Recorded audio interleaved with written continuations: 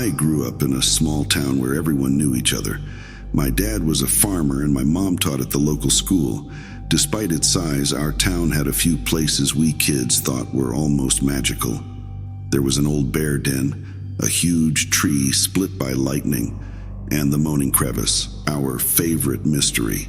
The Moaning Crevice was a crack in a massive granite boulder about 20 feet high. The rock looked like a giant egg stuck in the ground.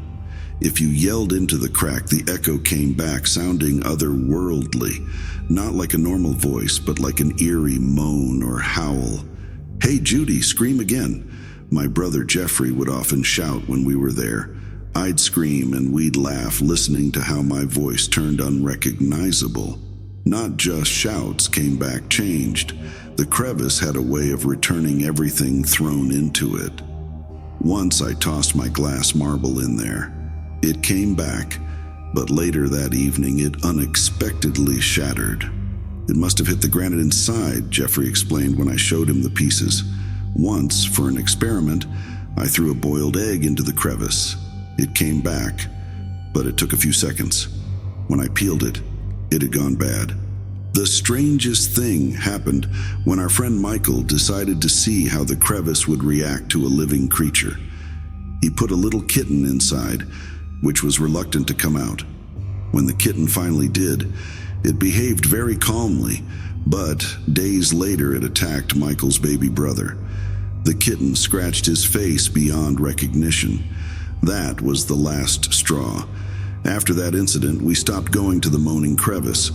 Nobody really talked about it. We all just quietly decided to forget about that place, but I never forgot the mysterious and somewhat unsettling atmosphere that lingered there. This year, we returned to my hometown to celebrate my mom's 70th birthday. My husband, Tom, our 9-year-old daughter Claire, and I stayed with my parents for a couple of weeks. Some of my childhood friends still lived in town.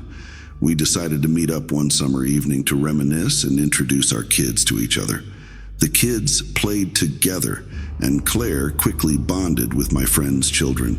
Soon they were inseparable, which delighted me because it reminded me of how my own friendships began years ago.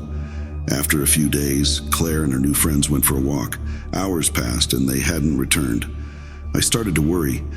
After searching around, I met them coming back, their faces etched with anxiety. "Claire, where have you been for so long? Why didn't you let us know?" I tried to stay calm, but my voice trembled. "We were just nearby in the garden," she replied, but I could tell they were hiding something.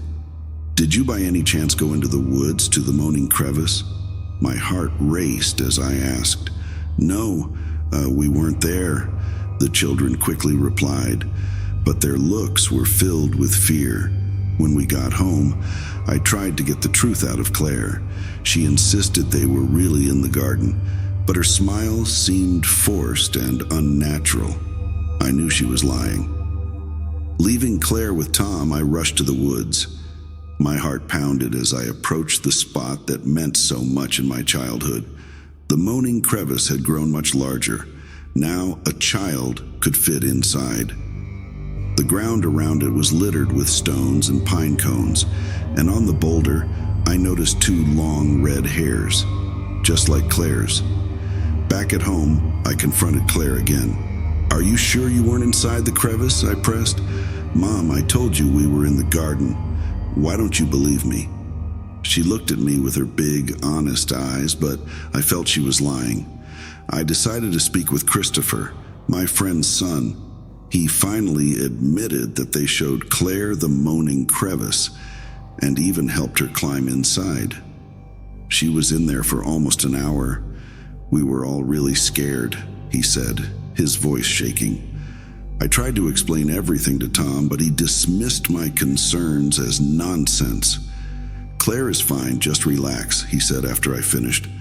But I couldn't relax. Something in Claire's look and behavior had changed, and I feared it wasn't my Claire anymore. We returned home. Claire was unrecognizable, not just in her behavior. Her gaze was detached and her smile rarely appeared. I was disturbed not just by her strange behavior, but also by signs of cruelty I'd never seen before. One day I saw her catching butterflies in the yard. That was normal for a child, but what she did next horrified me. Claire tore the wings off the butterflies, watching them with an inexplicable smile. When I asked why she did it, her answer was chilling. I like to watch them not being able to fly. Her voice was emotionless, and in that moment, I realized this wasn't Claire. I started noticing how she looked at me, staring at my back until I turned around. I saw her reflection in the mirror, watching and grinning predatorily.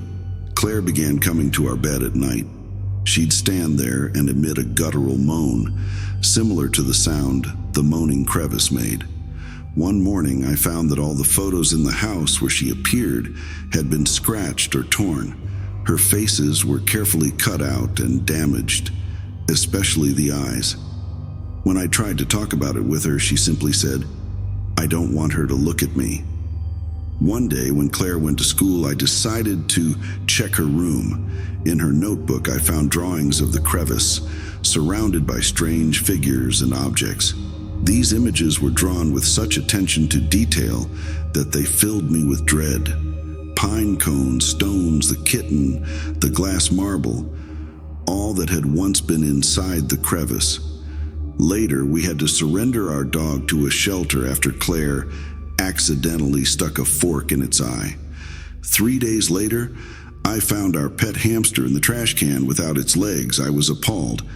Claire claimed she was innocent. In December, I received a call from school.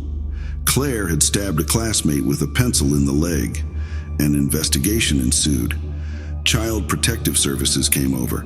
Tom somehow managed to smooth things over. I tried to talk to him, but he wouldn't even listen to me. I felt Claire was turning Tom against me. A year passed, and today Claire asked when we would visit Grandma again.